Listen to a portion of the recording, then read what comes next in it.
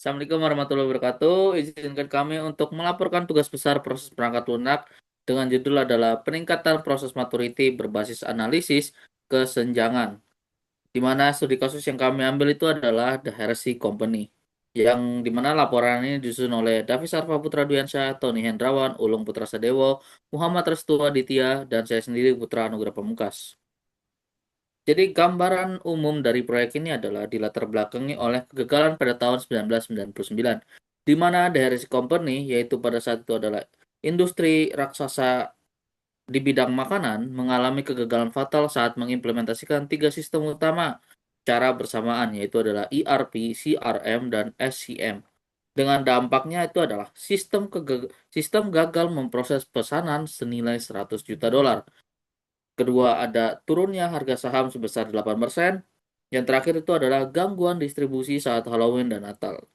Dari laporan ini, kami berharap untuk menganalisis kegagalan tersebut untuk merancang peningkatan proses perangkat lunak.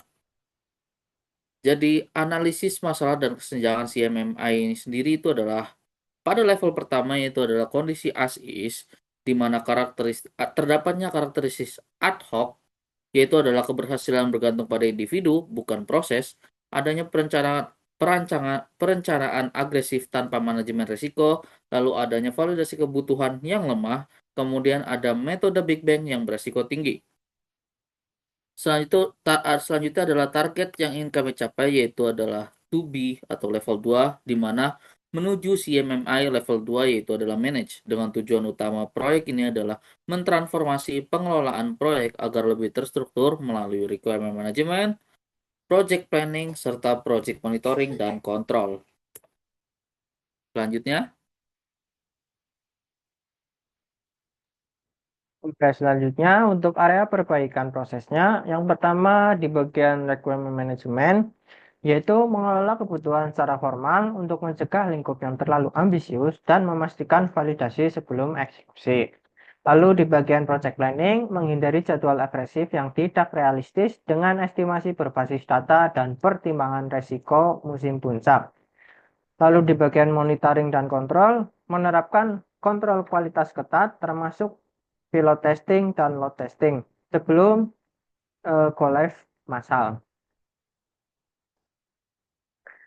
Untuk analisis kebutuhan sistemnya, yang pertama di bagian fungsionalnya, ada sistem pemrosesan pesanan terpusat secara real time, lalu yang kedua dashboard inventaris terintegrasi dengan modul penjualan, dan yang ketiga mekanisme switch over terkontrol untuk transisi sistem. Untuk bagian kebutuhan non-fungsionalnya, yang pertama ada high availability dengan target uptime 99,9%. Lalu kebutuhan non-fungsional kedua yaitu skalabilitas menangani lonjakan transaksi 2 kali lipat. Yang ketiga, stabilitas sistem selama periode operasional kritis. Untuk perencanaan sumber daya dan estimasinya, total jam kerja effortnya yaitu sebanyak 504 jam. Estimasi ini bottom up untuk fase planning hingga deployment. Lalu untuk tim inti, struktur tim level 2-nya yaitu pertama ada project manager sebagai untuk planning dan monitoring. Lalu yang kedua business analyst bertugas untuk validasi requirement. Lalu ada quality assurance engineer untuk load testing, dan yang terakhir ada 2 senior developers untuk coding modul intinya. Selanjutnya akan dijelaskan oleh rekan saya. Baik, selanjutnya ditampilkan slide jadwal dan struktur proyek. Di bulan pertama kita punya 2 tahapan. Yang pertama yaitu manajemen dan perencanaan. Kita akan menginisiasi dan mendetailkan planning kita. Yang kedua ada analisis dan desain, yaitu validasi requirement management dan arsitektur. Di bulan selanjutnya adalah implementasi coding modul back-end dan front-end. Selanjutnya di bulan ketiga atau bulan terakhir kita juga punya dua tahapan, yaitu tahapan pengujian, load test dan integrasi, dan yang terakhir yaitu deployment, pilot release, dan training.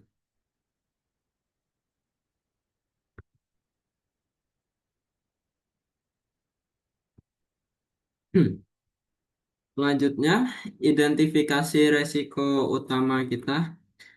Yang pertama yaitu kegagalan performa sistem.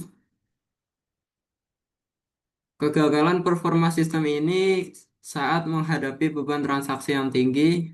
Pada kasus Hershey Company, sistem mengalami crash ketika memasuki periode puncak penjualan seperti Halloween dan Natal.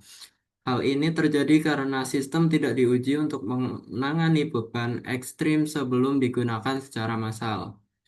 Kurangnya load testing dan stress testing menyebabkan perusahaan tidak mengetahui batas kemampuan sistem dan akibatnya, ketika jumlah transaksi meningkat drastis, sistem tidak mampu memproses pesanan secara stabil. Resiko yang kedua yaitu jadwal proyek yang terlalu agresif. Hershey Company memaksa sistem untuk go live tepat waktu sebelum musim sibuk tanpa menyediakan waktu cadangan ataupun buffer. Keputusan ini jadi meningkatkan resiko kegagalan karena tidak ada ruang atau waktu untuk perbaikan jika terjadi masalah. Yang ketiga, strategi implementasi Big Bang.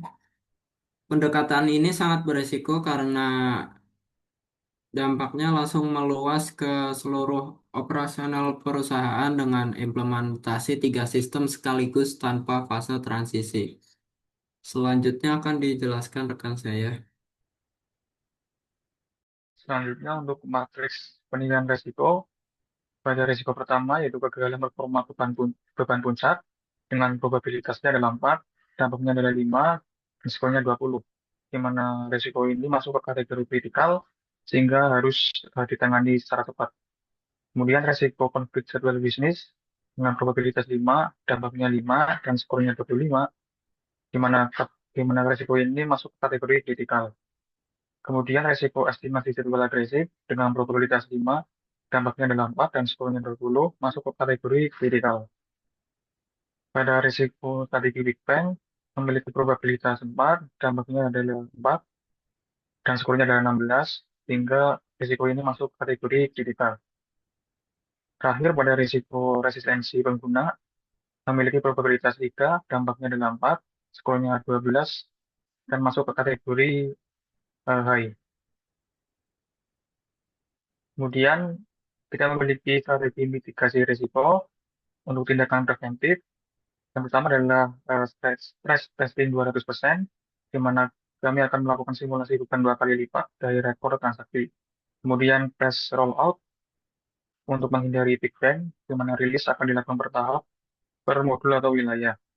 Kemudian deployment freeze, di mana akan dilakukan pelarangan rilis 2 bulan sebelum musim puncak atau Halloween atau Natal. Kemudian adalah estimasi bottom up, di mana kita akan menambahkan buffer waktu 20-30%.